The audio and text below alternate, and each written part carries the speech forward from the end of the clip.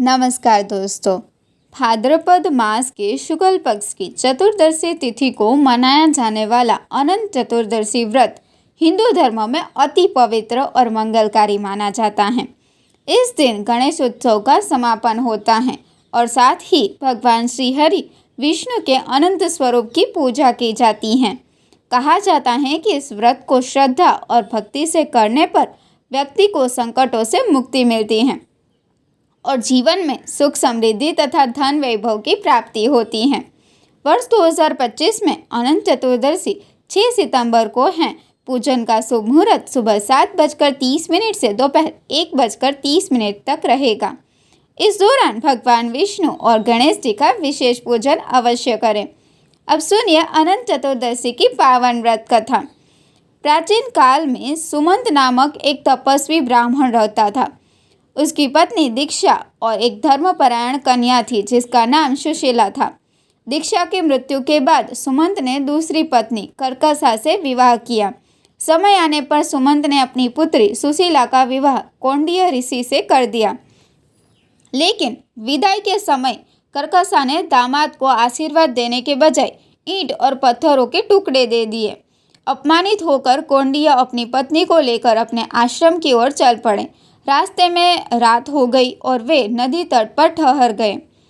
वहीं सुशीला ने देखा कि कुछ स्त्रियां सुंदर वस्त्र पहनकर भगवान विष्णु के अनंत स्वरूप की पूजा कर रही थीं।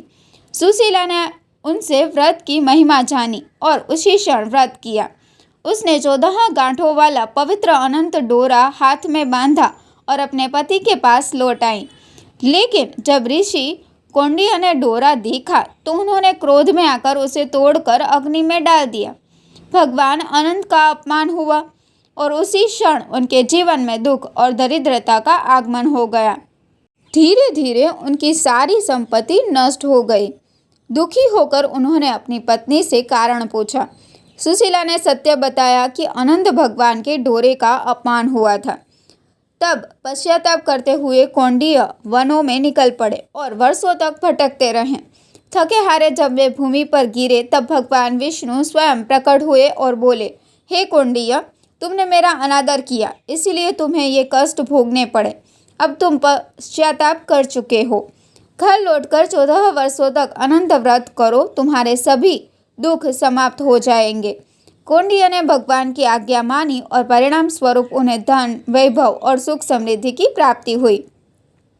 श्रीमद् भगवद गीता में श्री कृष्ण की आज्ञा से स्वयं युधिष्ठिर ने भी इस व्रत का पालन किया।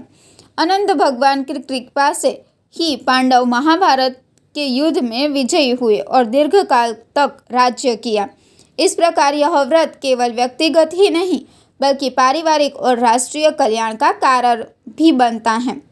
अनंत चतुर्दशी व्रत कथा हमें सिखाती है कि श्रद्धा और भक्ति से किया गया संकल्प हमें हर संकट से उबार सकता है।